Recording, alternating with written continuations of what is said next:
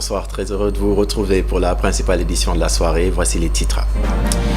La pilule ne passe toujours pas. L'Alliance pour la transparence des élections ne s'accorde pas avec le chef de l'État sur la date du 17 novembre choisie pour la tenue des législatives anticipées. D'ailleurs, ses membres ont boycotté ce matin la réunion dans le cadre de l'organisation de ces élections. On vous dit tout en début de journal. Et puis le ministre de l'Intérieur demande aux autorités administratives de procéder à des opérations de déguerpissement dans des coins de la capitale où des gens ont élu domicile. À la Belle Étoile, des habitations précaires foisonnent dans la capitale. C'est le cas à côté du canal de la Gueule-Tapée où nous nous sommes rendus. Hassan Gueye sera donc notre guide dans cette édition. Et puis le lycée Abdoulaye Sadji de Rufisque est dans un état de dégradation avancée. L'emblématique établissement scolaire, érigé donc en 1938, présente des fissures sur les murs mettant en danger les apprenants. Les responsables de l'établissement sollicitent le soutien de l'État. Le dossier de Khadija Nadjouf à suivre dans cette édition.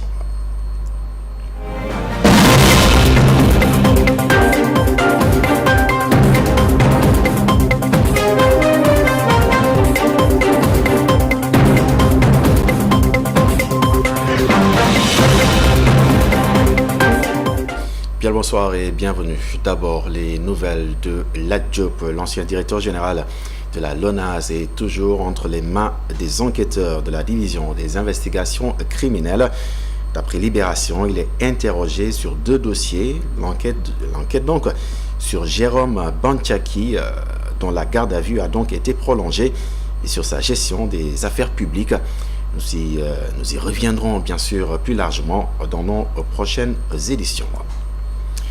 Politique à présent dans cette édition. Dans le cadre donc de l'organisation transparente des législatives anticipées, le ministre de l'Intérieur et de la Sécurité publique a rencontré donc ce samedi les acteurs politiques. Une rencontre boycottée par l'Alliance pour la transparence des élections. Les raisons ont donc été évoquées par les membres de ce cadre politique dans ce compte rendu signé Elisabeth Tina. S'il vous plaît, s'il vous plaît, s'il vous plaît. C'est dans une mésentente totale qu'a débuté la réunion d'information relative aux élections législatives anticipées.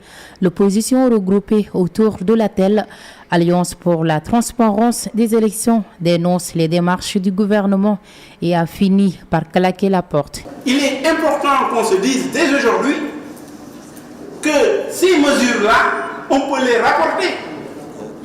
Si on ne peut pas les rapporter, ça ne sert plus à rien de venir ici et discuter. On va discuter de quoi?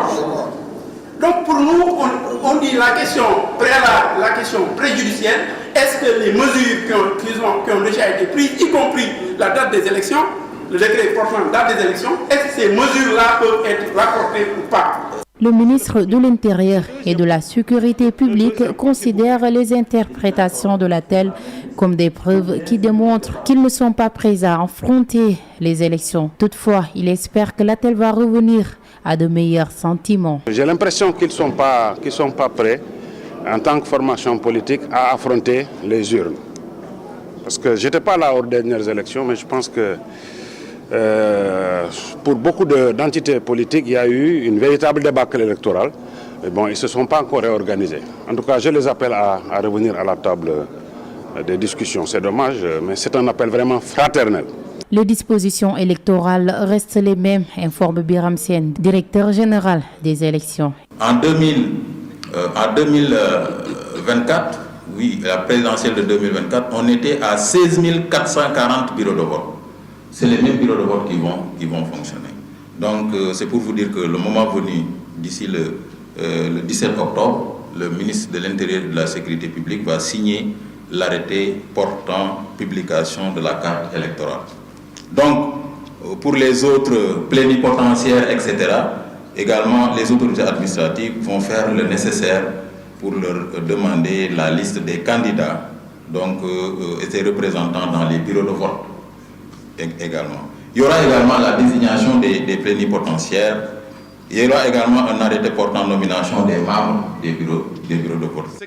Le ministre de l'Intérieur et de la Sécurité publique, la Sénat, Commission électorale nationale autonome, le CNRA, Conseil national de régulation de l'audiovisuel. Les acteurs politiques, la société civile se sont réunis ce samedi afin de partager toutes les informations techniques, administratives et financières relatives aux élections législatives. Puis la société civile tranche le différend et pense que l'Alliance pour la transparence des élections, sa position donc, est tout à fait légitime. Toutefois, elle appelle les membres de l'ATEL à poursuivre les discussions avec le gouvernement du Sénégal pour ainsi parvenir à un processus électoral apaisé et transparent. Suivant les précisions de Moundiaï Sissé, il est donc le porte-parole de la société civile. Quoi qu'on dise, les préoccupations de l'opposition, à mon avis, sont légitimes. Pourquoi? Parce que si le décret qui convoque, le décret donc, qui dissout l'Assemblée est légal, parce qu'il y a une base constitutionnelle, avec une réponse claire du Conseil constitutionnel. Par contre, le décret convoquant le collège électoral est très problématique, parce que dans ce décret-là, il y a des dispositions législatives qui se sont substituées à ce décret-là, sans un avis du Conseil constitutionnel. Quand tu prends certaines dispositions, par exemple, qui doit mettre en place, disons, les commissions et les déclarations de candidature, et aussi la distribution des sièges. Donc, c'est problématique. Alors, donc, c'est pourquoi, à mon avis, il faut aller vers des concertations, parce que, justement, c'est très problématique, ce décret-là, et donc, les délais sont serrés. L'État a opté pour l'option basse, qui consiste à organiser dans les 60 jours. Mais que ce soit c'est légal, c'est certes, mais que ce soit précédé de concertation, parce qu'il y a une asymétrie d'information avec cette question, une asymétrie d'information qui a entraîné une rupture d'égalité entre les candidats. Et c'est ça qui est regrettable. Donc ce régime-là ne doit pas reproduire les injustices que l'opposition, qu'elle était, a subies.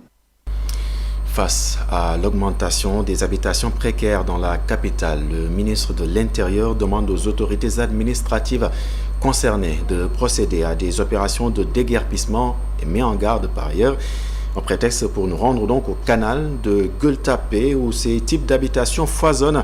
Des gens y ont donc élu domicile et improvisé donc des dortoirs. Et puis pour l'écrasante majorité, ils sont d'origine nigériane, femmes et enfants constituent ainsi le gros de la troupe. Dakar est ainsi leur point de chute où ils pratiquent beaucoup la mendicité. Chez eux, ils rechutent constamment dans l'extrême pauvreté. On tourne au niveau du canal de Gueule-Tapée donc où ils avaient pourtant été déguerpis. C'est avec Hassan Gueye. Un site à Dakar parmi les mieux éclairés où la nuit n'envie rien au jour. Des frères et sœurs d'origine nigérienne en perdition dans la capitale sénégalaise en ont fait un dortoir.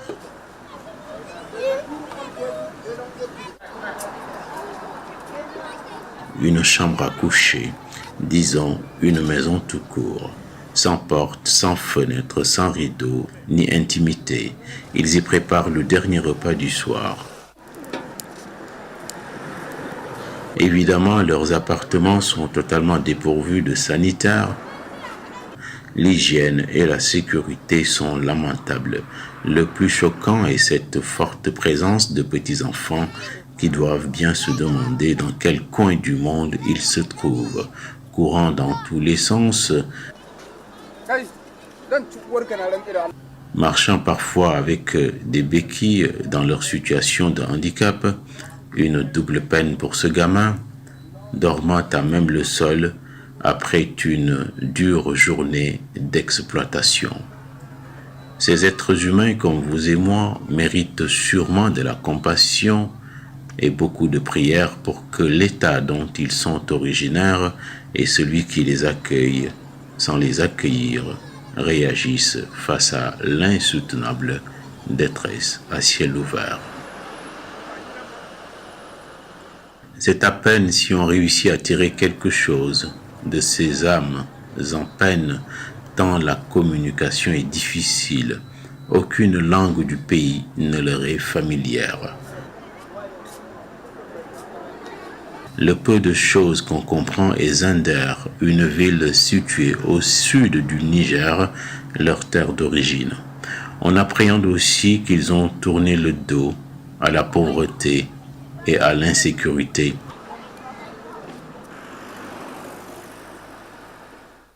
À Dakar, où ils ont improvisé des squats dans différents secteurs, leur seule activité est la mendicité. Ces femmes et enfants, pour qui il faut avoir beaucoup d'empathie, sont ainsi jetés en pâture par des maris ou des exploiteurs qui visiblement se sont fondus dans la nature. Pourtant, il y a à peine 2 ans, le même sujet réalisé au même endroit et dont le traitement avait fait grand bruit avait été suivi d'un pont aérien initié par les autorités nigériennes d'alors. L'émotion, puis aucune suite dans les idées, un mal bien africain. En tous les cas, ces images en disent long sur la grandeur passée et la décadence actuelle. On est à des années-lumière de l'âge d'or du sultanat de Zinder où régnait le Damagaram, qui avait amené prospérité et fierté. En témoigne ce tableau qui montre le sultan et ses gardes que nous avons déniché récemment chez un brocanteur dakarois. Cette vie de briques et de brocs de ses parents nigériens est notre honte à tous. À l'instant donc, un reportage signé Hassan Gueye sur les habitations précaires au niveau de la capitale, à Dakar, bien sûr. Faisons à présent le point sur les inondations au niveau de Touba avec le directeur général de la prévention et de la gestion des inondations. Retenez que la situation s'améliore, enseigne ainsi Madické Cissé, qui annonce dans le même temps que l'État a déployé d'importants moyens pour venir en aide aux sinistrés. Il invite également les bonnes volontés à s'impliquer pour assister les familles impactées par les fortes pluies. Le voici avec Goran Daklo. Vous avez vu déjà de bonnes volontés ont envoyé à travers leur structure des moyens lourds. Nous avons déjà reçu de FA Sénégal pratiquement plus de 4 pompes de capacité 6000 m3 par heure. D'autres donateurs comme Estep également nous ont envoyé des électropompes de 1200 m3 par heure, des électropompes de 400 m3 par heure. La mairie de Dakar également n'est pas en reste, et également tant d'autres qui sont aujourd'hui venus à la ressource de nos compatriotes. C'est dire donc que nous avons assez de moyens lourds, n'est-ce pas, en plus de ce qui existait ici à Touba. Et c'est normal, à situation exceptionnelle, il faut des moyens exceptionnels. Touba, en tout cas, sur les 30 dernières années, il n'y a jamais eu une pluie dépassant 120 mm. Aujourd'hui, en tout cas, la situation s'améliore correctement. Il y a beaucoup de quartiers qui sont déjà complètement libérés et également d'autres en restent. Et comme vous l'avez déjà vu, nous avons un planning. Aujourd'hui autour de la mosquée. Vous avez vu déjà qu'une bonne partie a été libérée. Là, on vient juste d'échanger dans le cadre du comité que les maisons qui sont mises en contribution, parce qu'à la suite de l'appel du Khalife général, des bonnes volontés ont mis déjà leurs maisons en contribution. Donc on n'a pas besoin pour l'instant de mettre des tentes pour abriter des sinistrés, mais ce sont dans ces maisons-là qu'on va peut-être déployer le matériel pour que les gens puissent avoir au moins quelque part où se coucher en attendant. Et dès à présent, je pense que dans la journée d'aujourd'hui, nous allons déployer tout ce matériel-là dans ces différentes maisons qui sont déjà recensées. Et le reste, on va les mettre en stock, soit au niveau de la mairie, soit au niveau, en tout cas quelque part, en attendant de trouver d'autres maisons. Éducation dans ce journal pour parler du lycée Abdoulaye Sadji. Cet établissement scolaire érigé en 1938 au niveau du département de Rufisque se trouve actuellement dans un état de dégradation assez inquiétant. Des fissures sur les murs, des dalles qui s'effondrent, pouvant ainsi mettre en danger élèves et personnel. Le soutien de l'État est sollicité avant la rentrée d'octobre pour ainsi restaurer le bâtiment emblématique. Les détails dans ce dossier signé Khadija Ndadjouf et Gorgui Diaoutiama.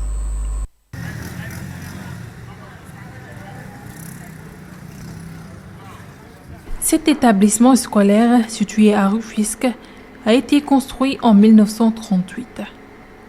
Après 86 ans d'existence, le lycée Abdoulaye Sadji de Rufisque est dans un état de délabrement très avancé.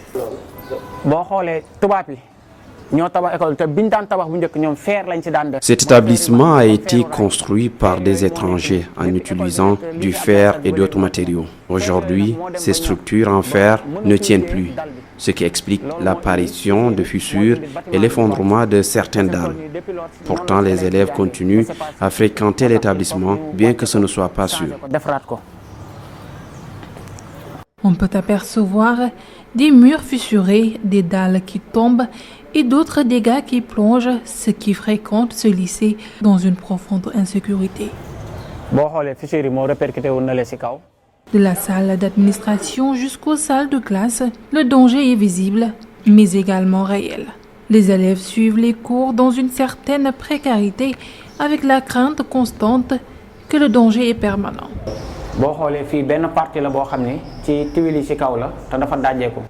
On peut voir que les tuyaux du plafond commencent à se détacher.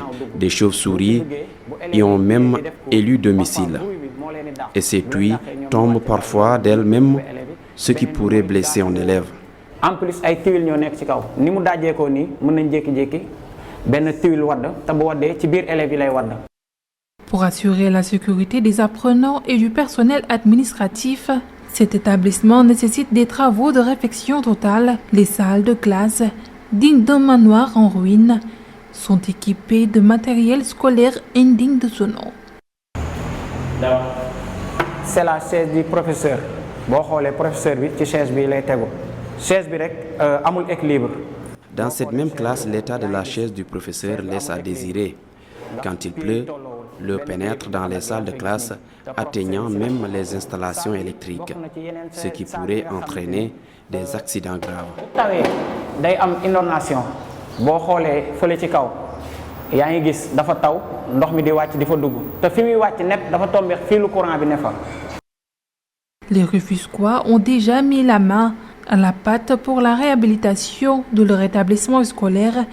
Idiba, membre du comité de réfection du lycée Abdoulaye Sadji, revient sur les efforts qu'ils ont déployés. Les Rufisquois ont pensé, en attendant l'État, quand même, de faire une action de restauration, disons de réfection de quelques locaux pour permettre aux élèves qui sont là et qui sont dans de sérieux problèmes, quand même, de pouvoir accéder à ces classes-là.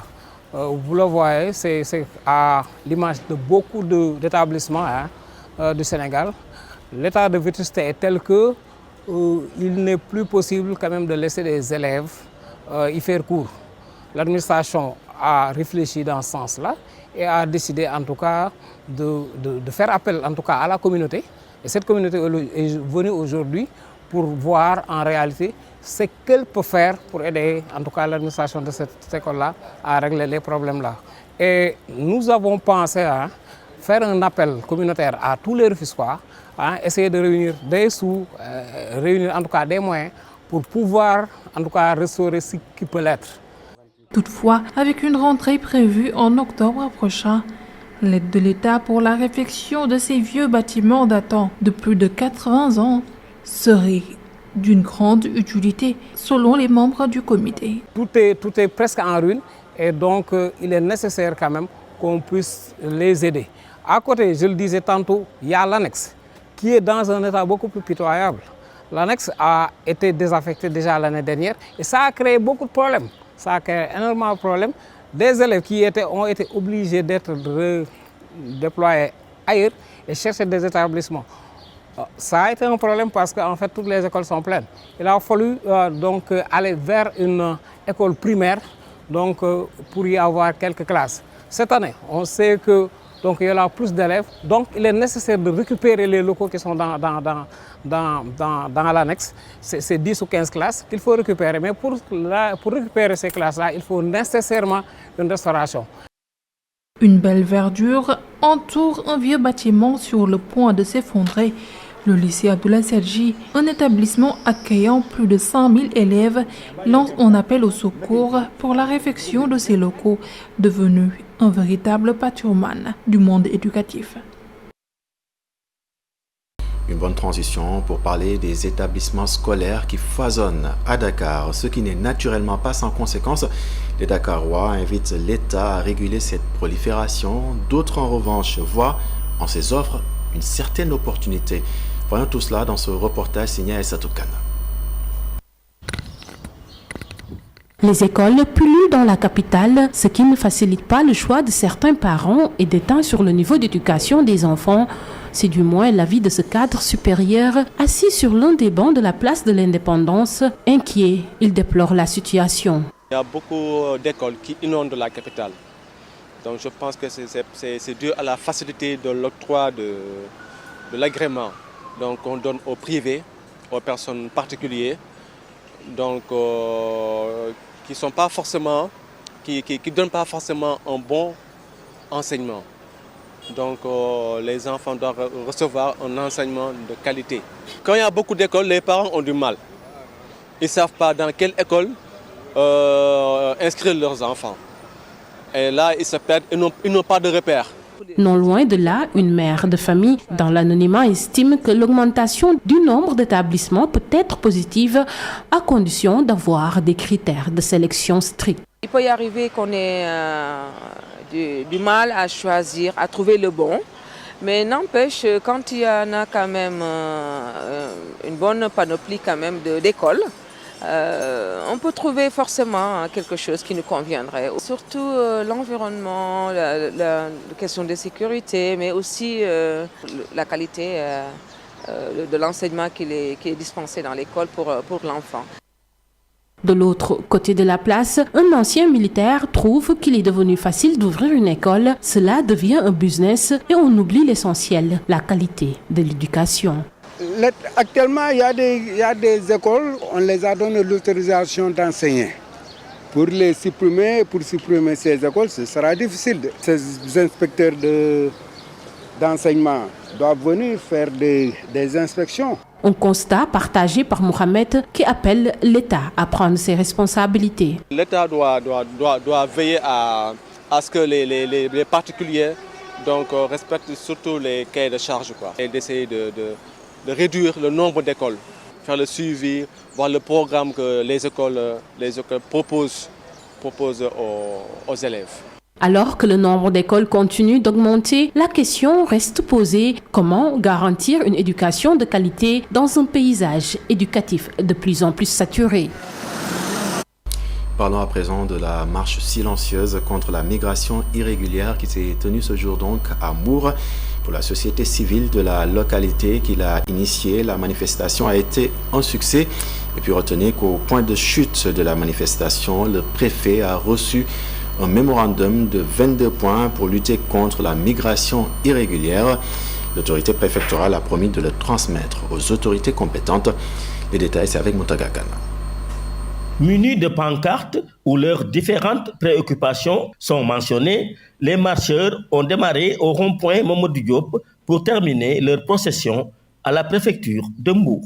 Un mémorandum a été remis au préfet. Même au-delà des 22 points qui sont dans le mémorandum, si vous jetez un regard sur l'ensemble des pancartes qui sont là tenues par les jeunes, vous voyez que la préoccupation est inquiétante. Et nous devons tous ici présents, ensemble, essayer de voir comment nous pouvons faire pour stopper ce phénomène, comme on dit de Fodoy. Le préfet du département dit avoir pris bonne note et promet de s'investir dans la lutte contre le phénomène. Nous acquisons réception de votre mémorandum avec les solutions proposées. Le document sera exploité, étudié et transmis à qui de droit, au niveau central. Et par rapport aux solutions qui relèvent de notre compétence, nous prendrons toutes les dispositions pour les mettre en œuvre. Donc vraiment, nous vous encourageons à poursuivre la sensibilisation. Et l'État de son côté continuera à prendre toutes les dispositions pour lutter contre ce phénomène, pour traquer aussi les convoyeurs et les organisateurs. Les organisateurs ont tenu à préciser que cette marche est totalement apolitique.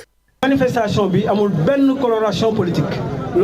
Cette manifestation n'a aucune coloration politique. Notre seul objectif, c'est de traduire en une marche silencieuse la tristesse et la désolation des populations bourgeoises.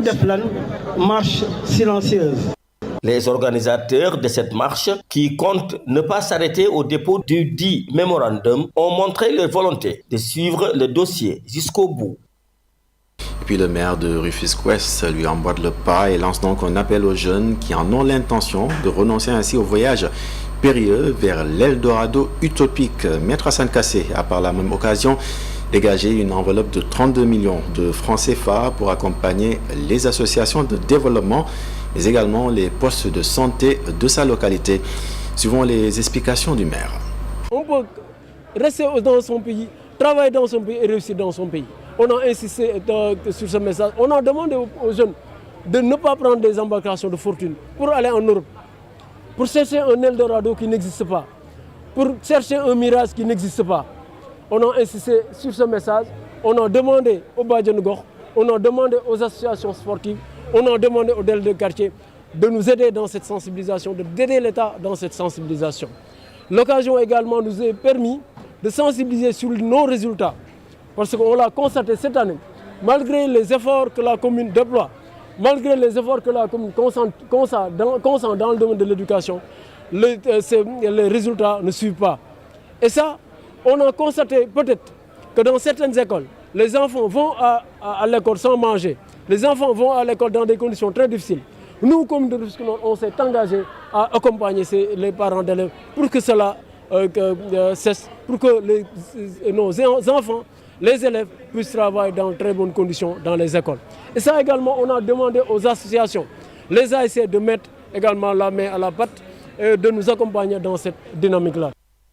À Kolda, l'on prône l'entrepreneuriat agricole pour ainsi lutter contre la migration irrégulière, l'exode rural, l'insécurité alimentaire, mais également le chômage. L'initiative est portée par un émigré installé donc aux États-Unis, une recette que les jeunes de la localité sont prêts à expérimenter à condition d'être accompagnés. Les précisions, c'est avec Seydou Diatta. Ce champ de maïs sur une superficie de plus d'une dizaine d'hectares, en dépit des périmètres rizicoles, constitue l'une des réponses parmi tant d'autres proposées par Amadou Diaby, lui-même émigré, aux jeunes du département de Vélingara face au drame de l'immigration clandestine et l'insécurité alimentaire, le tout couronné par le chômage endémique. Nous habitons dans une zone où l'immigration clandestine a beaucoup frappé la jeunesse. Raison pour laquelle, à travers le créateur de l'entreprise qui s'appelle Amadou Diaby, qui est un immigré, il a vu ce qui se passe ailleurs et lui, de son côté, il a décidé d'investir dans l'agriculture tout en créant l'emploi des jeunes. Cette année, nous avons emblavé 20 hectares de maïs d'une variété de DK 777, subventionnés par l'État, et 10 hectares d'arachides. Depuis 2 mois. Nous avons emblavé cette superficie et semé il y a 2 mois grâce à l'appui de Amadou Diaby. Nous sollicitons l'appui de l'État pour renforcer nos capacités de production et maintenir les jeunes dans leur terroir. La nature est généreuse dans cette partie de la Haute-Casamance où les activités dominantes restent l'agriculture et l'élevage. Mais l'absence de soutien et de moyens consistants continue de plomber le progrès et maintient la localité dans la précarité. Quand je suis arrivée à Vélingara, j'ai découvert quelque chose d'extrêmement important, c'est la ferme de Amadou Diaby. Parce qu'il faut qu'on développe le pays, pas seulement Dakar ou Thiès ou Diamniadio. Il faut qu'on crée des emplois partout. Et quand on crée de l'emploi, on maintient les jeunes dans la zone où ils sont.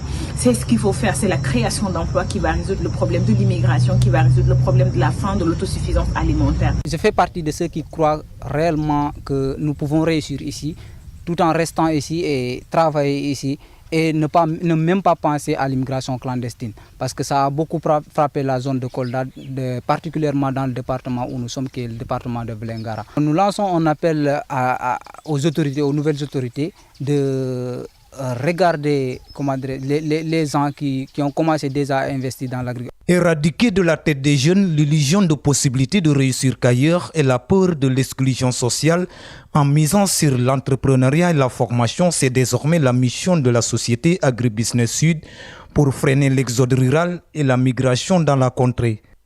Et puis une petite dose de sport avant de clore cette édition. Le congrès mondial du Vovinam Viet Vo Dao est prévu donc en Tunisie du 26 au 28 septembre prochain.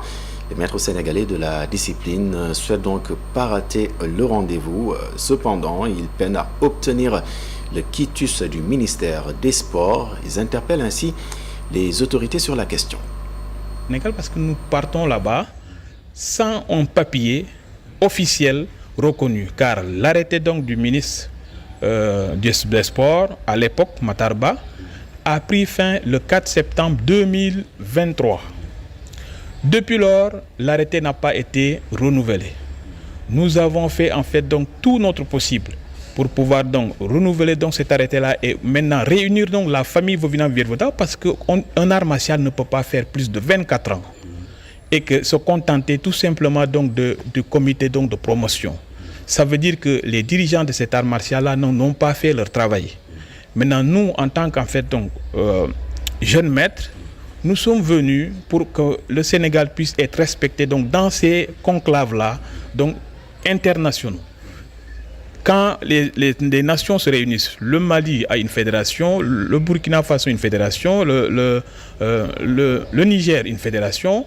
Notre Premier ministre, je l'interpelle directement pour qu'il puisse en fait donc intervenir, parce que je pense qu'il a une bonne vision donc pour le Sénégal et que le Sénégal réellement ne mérite pas donc d'être dans ces conditions-là où nous partons en congrès et nous n'avons pas amené aucun papier officiel. Et qu'on nous avait donc promis aussi qu'on nous donnera donc le papier avant notre départ. On va partir donc le mardi. On va se présenter au niveau donc du congrès le mardi. Malheureusement, jusqu'au moment où je vous parle, nous n'avons pas de papier. Élément donc qui marque le point final de cette édition. Merci de l'avoir suivi. Excellente soirée, excellente suite des programmes sur la télévision d'ici et d'ailleurs.